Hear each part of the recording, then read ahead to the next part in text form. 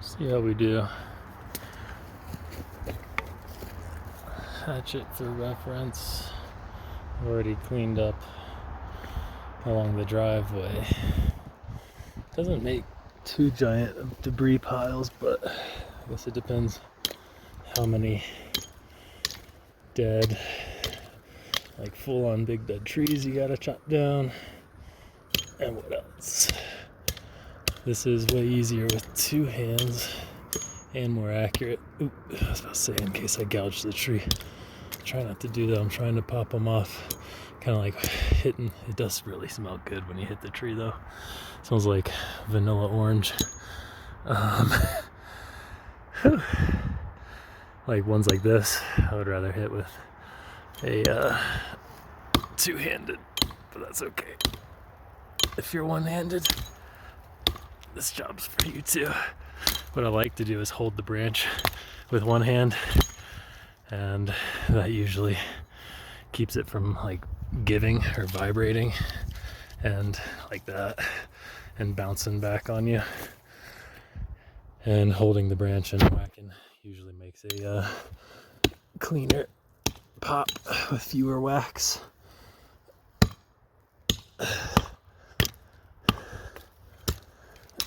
And I would definitely not recommend going gloveless, but if you're pro or if you just like busting your knuckles, great. But very likely starting out, you'll bust your knuckles, and the bark is like, you know, very rough. The shell of the tree, so just be aware of that. And always watch, like here, you know, you don't want to swing at the branch and strike out and, you know, start bleeding a lot. 10 miles from still in the middle of nowhere.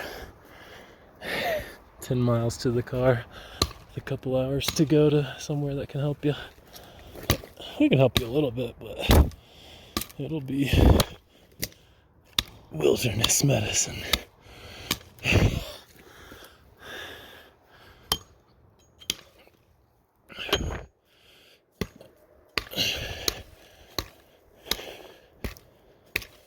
Ooh, that was a close one. And just that alone is good. Really, we take off a couple more, but they're kind of blocking out. This is neighborhood, realistically fires never rolling through here. We're just doing a little basic understory maintenance work. A little uplift. A little bit of uplifting work, you know? That's really what this comes down to. Uplifting the forest, and you'll be surprised how much the forest uplifts you in return. Oh shit. Sorry, tree. So we're trying not to do that, but it happens. And again, this is one-handed, so if you got really strong forearms and wrists, you'll be great at this. And hand muscles, good grief. One hand is tough. It says 4 minutes now, no wonder. That's why. Here we'll go 5. See, I'm kind of trying to let the hatchet flat broadside catch the tree so that I can get a clean cut without gouging in. It also helps not having like a razor sharp hatchet that'll catch, like the way a razor sharp fresh chainsaw blade wants to bite into whatever you're cutting. Sometimes you can just try and hit them at the base. Oftentimes, if you get into really big stuff or really brittle, dry stuff, as long as you're aware that the hatchet can bounce back off of branches and you just swing through, sometimes it feels better to just hammer branches. But these trees are pretty alive and wet, and most of these branches are kind of bouncy, even if they're dead.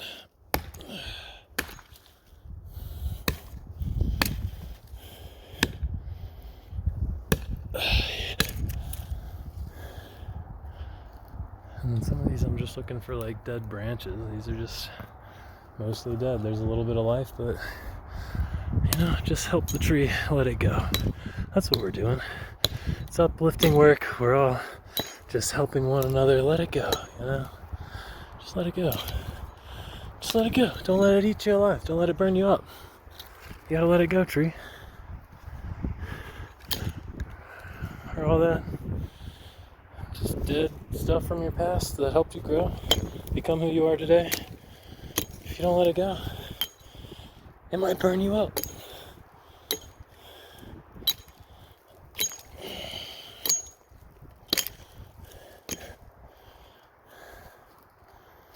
Alright. It's looking way better. Let's see if I can post this up on a little rock. Keep it going. Alright, here's an example. These branches on this tree are big, hard, dead. They're long since dead, rather. And when they get like that, it's easier and better and safer not to chop them, but to hammer them. Or sometimes even just break them first, because they'll break off with like a few inches of a little dagger. And I always like to clean that off, because if we're making this for like safer recreation or broader meandering safe navigation through the forest, I've skied.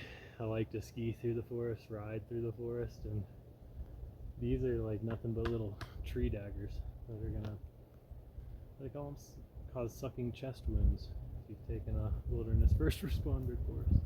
So notice, I don't even want to chop, because you won't even, likely you'll just chop into it, but you hammer it straight off. And here's how I hold it, make sure I'm not going to get stabbed by the little spikes. And you usually can hold on to the piece that might break and slap back at you. And if I'm looking up at branches and cutting, really ever, I'll just close my eyes once I've got a grip on what I'm after.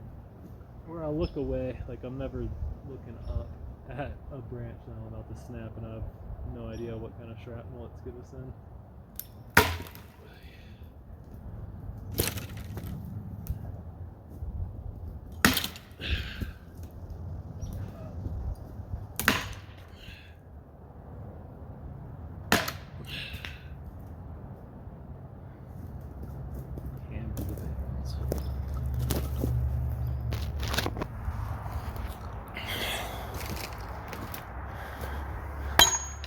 But see how that one, I hit it here, but this whole end snapped off somewhere. That's why I like to hold those branches at the ends, because sometimes they'll snap off and fly back at you.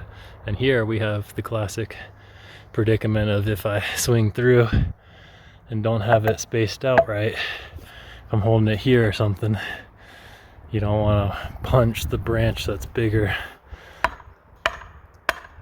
underneath the branch that you smash off.